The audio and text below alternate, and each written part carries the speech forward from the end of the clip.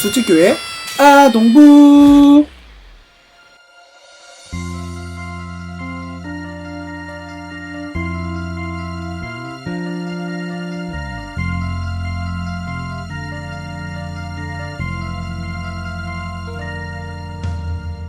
주님의 기쁨 되길 원하네.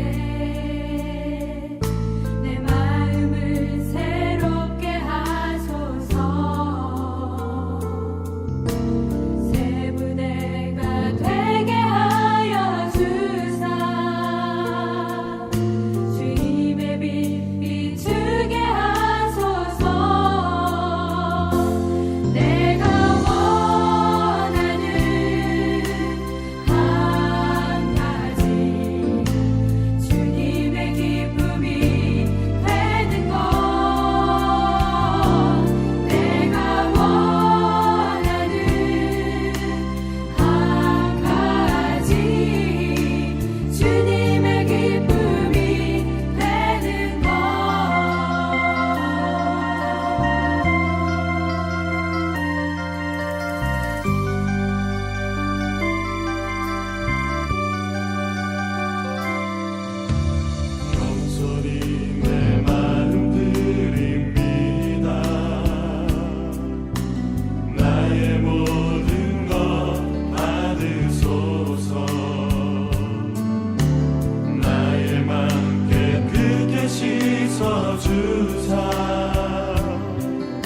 주의 길로 행하게 하소서.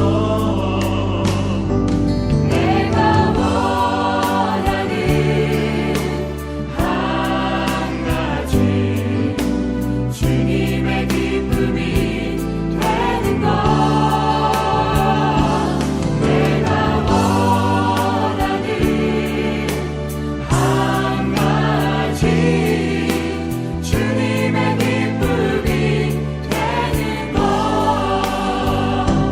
내가 원하는 한 가지 주님의 기쁨이 되는 것. 내가 원하는 한 가지 주님의 기쁨이 되는 것. 내가 원하는 한 가지 주님의 기쁨이 되는 것. 내가 원하는 한 가지 주님의 기쁨이 되는 것.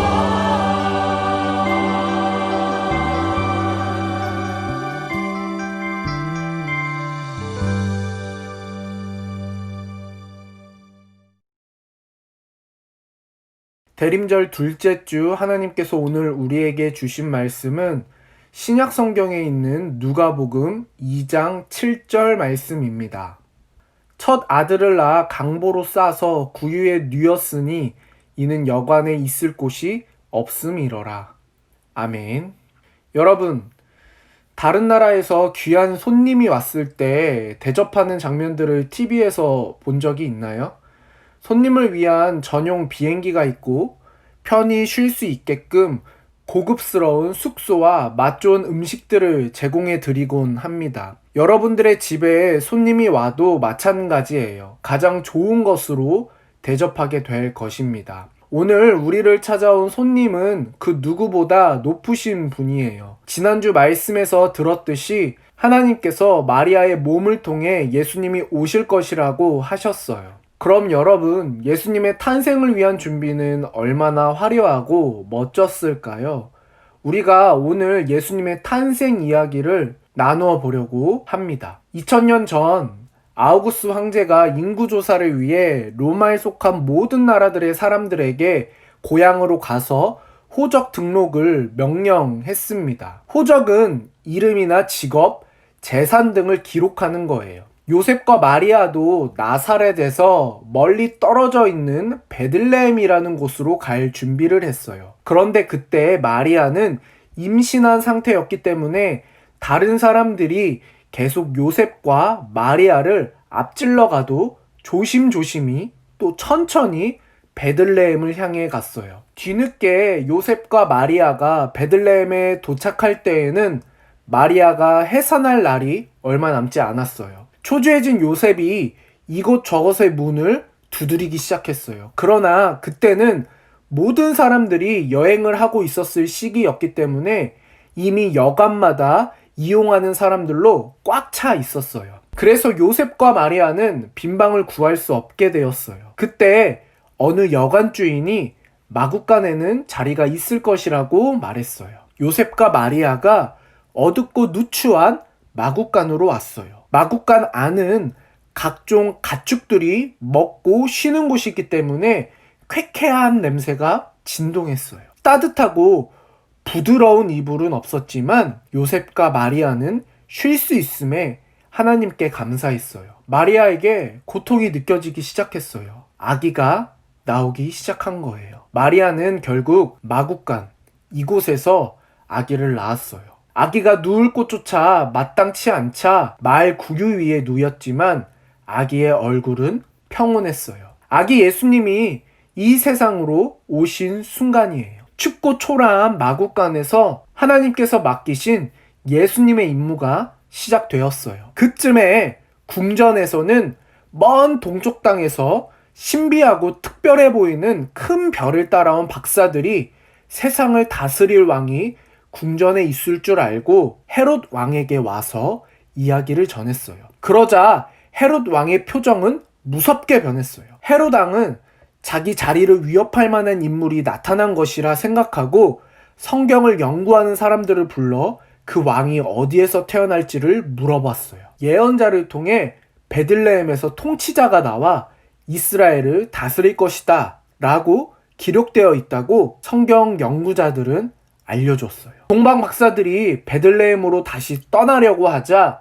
헤롯 왕이 그들에게 조용히 말했어요. 가서 아기에 대해서 자세히 알아보고 그 아기를 찾거든 나에게 와서 말해 주십시오. 나도 가서 그에게 경배해야겠소. 그러나 사실 헤롯 왕의 속마음은 아기를 찾으면 그 아기를 죽일 속셈이었어요. 시간이 흘러 헤롯 왕은 박사들이 돌아와 아기가 태어난 곳을 말해주길 기다리고 있었지만 전혀 소식이 없었어요. 하나님께서 꿈을 통해 박사들과 아기와 함께 있는 마리아와 요셉에게 다른 곳으로 피신하라 일러주어 이미 떠났기 때문이에요. 몹시 화가 난 헤롯 왕은 군대를 보내서 베들레헴과 그 주변에 사는 2살 아래의 아기들을 모조리 다 죽이라고 명령했어요. 하지만 아기 예수님은 찾을 수 없었어요. 그리고 30년이란 시간이 흘렀어요. 예수님을 따라오는 사람들이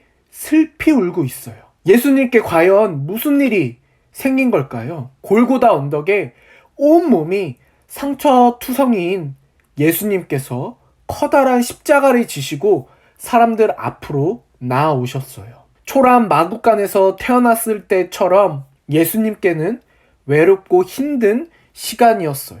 예수님을 시기하던 대제사장들과 사람들이 예수님을 죽이기로 모의하고 빌라도 앞으로 데리고 왔어요. 예수를 십자가에 못 박으십시오. 빌라도는 예수님이 아무 잘못이 없는 걸 알았지만 끈질긴 사람들의 요구로 예수님을 보내 채찍질하게 했어요. 병사들은 가시로 만든 면류관을 씌우며 예수님의 옷을 벗기고 붉은 옷을 걸치게 했어요. 그리고 앞에서 절을 하는 신용을 내며 유대인의 왕 만세라고 말하며 예수님을 조롱했어요. 하지만 예수님께서는 묵묵히 고통을 견디고 계셨어요. 계속되는 사람들의 항의에 결국 빌라도는 예수님을 십자가에 처형하라고 명령했어요. 십자가가 세워지고 지켜보는 사람들 가운데 예수님의 피로 물든 육신이 모습을 드러냈어요. 예수님께서는 엄청난 고통을 몸으로 느끼고 계셨어요. 그 모습을 보고도 사람들은 예수님을 향해 비웃고 잔인한 말들을 내뱉었어요. 그러나 예수님께서는 살을 뚫는 극심한 고통을 당하고 계시면서도 예수님을 핍박한 사람들을 보시면서 하나님께 용서해달라고 간절히 기도를 드리셨어요. 온 땅이 어두워지기 시작했어요. 마지막 순간이 된 거예요.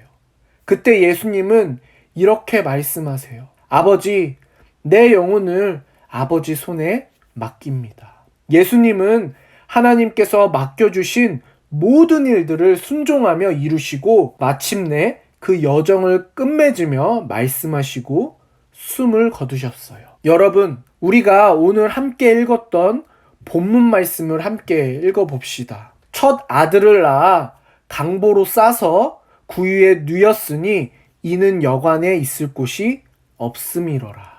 아멘. 하나님의 아들이 이 땅에 오셨는데 있을 곳이 없어 마국간 구유 위에 누우셨대요. 대통령보다 국무총리보다 높으신 분이신데 지위에 맞는 대접을 받지 못하셨어요.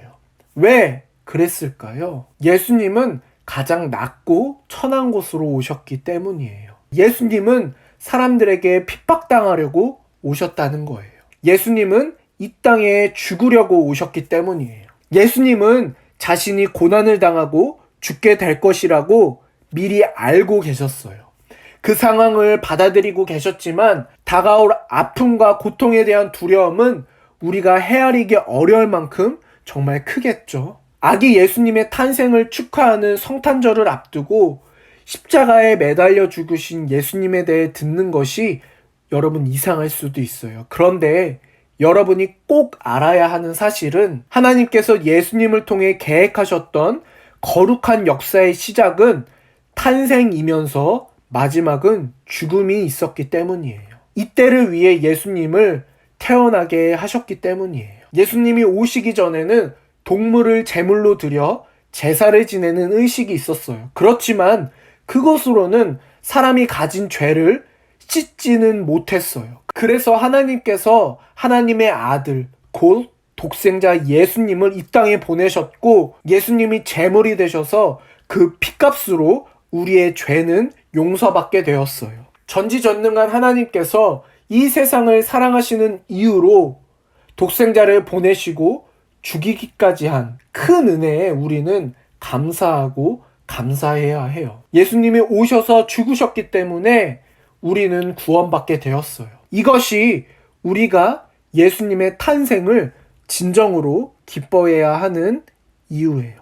여러분, 예수님은 초라한 마국간에서 태어나셨어요. 예수님은 하나님의 계획을 위해 고난과 핍박을 당하심에도 묵묵히 견디셨어요. 예수님께서 이 땅에 오신 것은 예수님의 십자가 죽음으로 우리가 영원한 생명과 구원을 얻을 수 있기 때문이에요. 우리가 이 사실을 기억하며 남은 대림절 기간 아기 예수님의 탄생을 기쁨으로 기다리는 저와 여러분이 되기를 바랍니다.